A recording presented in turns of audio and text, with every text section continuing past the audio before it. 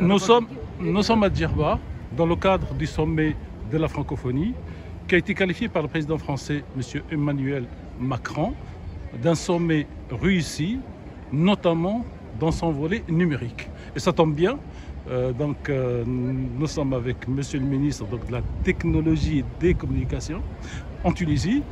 Vous venez donc d'animer un grand débat sur cette stratégie. La Tunisie, aujourd'hui, d'après le panel, est en pointe sur ce sujet.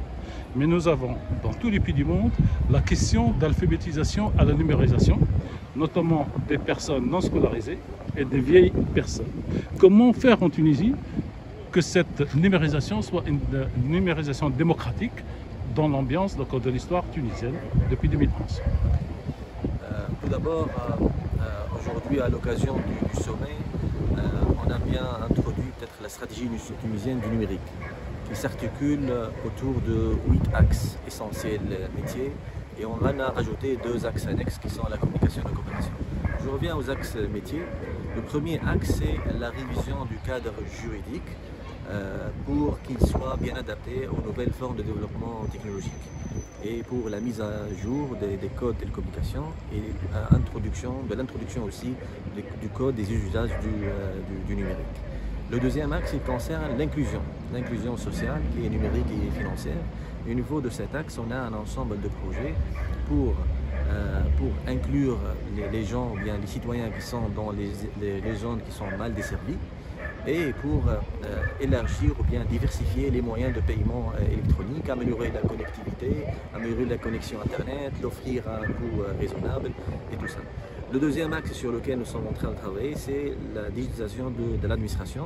Et au niveau de cet axe, on a segmenté les services en 3 segments, en 3 parties. Les services J2J entre entités gouvernementales, c'est pour améliorer l'échange entre les entités gouvernementales pour que le citoyen ne joue plus le rôle d'un coursier pour l'administration. Puis on a amélioré les services J2B qui sont destinés pour l'entreprise, et on a le segment J2C, c'est les services destinés aux citoyens, et on a introduit un ensemble de portails e-gov, là où on donne ou bien on offre aux citoyens un ensemble de services administratifs et un ensemble de documents administratifs en ligne. Le quatrième axe, il concerne la cybersécurité. Puisqu'on a exposé maintenant les services en ligne, on doit bien sécuriser le cyberespace national et on doit travailler davantage sur la confiance numérique et sur la lutte aussi contre la cybercriminalité. On a rajouté un axe aussi essentiel qui est les données, l'exploitation des données et ce qu'on appelle aujourd'hui le data-driven government, le gouvernement ou bien l'administration qui est pilotée par les données. Au niveau de cet axe, on a constaté qu'il faut créer l'Observatoire tunisien du numérique, une entité qui va mettre en place une stratégie nationale données, data, une stratégie nationale pour l'intelligence artificielle. Et cette entité aussi sera responsable pour la mise des données à la disposition de l'écosystème pour qu'il puisse créer de la valeur sur la base de ces données. Ça rentre dans le cadre de l'open data et de l'open government data. Un autre axe qui est aussi important, c'est l'entrepreneuriat digital. Nous, on a sous notre tutelle un ensemble d'incubateurs et de cyberparcs qui sont placés un peu partout dans le pays.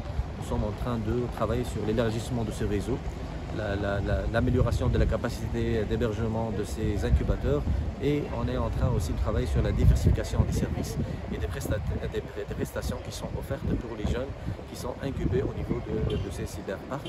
Et sur l'aspect formation, ça c'est l'aspect qui est important, on travaille d'une manière croisée avec les ministères concernés, avec le ministère de l'Éducation pour inclure le digital dans les concepts de base qu'il faut enseigner à l'école, au même titre que lire, écrire, calculer et aussi maîtriser le digital.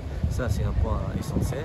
On travaille aussi avec le ministère de l'Enseignement supérieur, comme vous avez vu aujourd'hui, sur des programmes de master spécialisés co-construits entre l'entreprise et l'université pour bien adapter la formation spécialisée aux besoins du marché.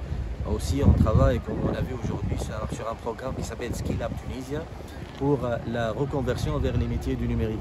Et ce programme, on l'a mis en place avec le ministère de l'Emploi et de la formation professionnelle pour former les jeunes pour les métiers du numérique, parce que le secteur il offre plus de chances pour des jeunes qui sont en chômage.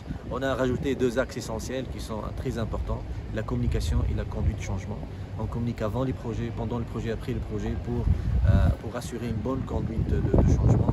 Et on a aussi l'axe coopération.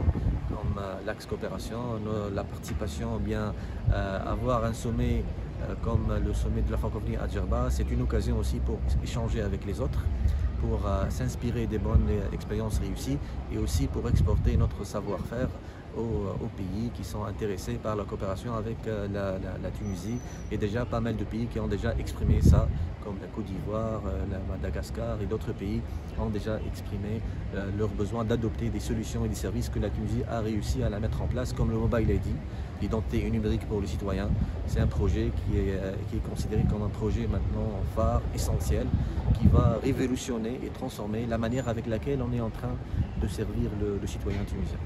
Quelle est la place des Tunisiens résidant à l'étranger dans votre stratégie, eux qui sont à l'étranger dans cet univers numérique, monsieur le ministre de la Technologie et de Télécommunications? Effectivement, on a un projet de mettre en place un réseau d'ambassadeurs du numérique. L'ambassadeur numérique, c'est le diaspora qui ont bien réussi à l'étranger, chacun dans son domaine. Donc il faut les embarquer avec nous dans cette transformation numérique digitale que vit actuellement la Tunisie. Merci, monsieur le ministre, d'avoir répondu aux questions au Radio France Maghreb de Paris.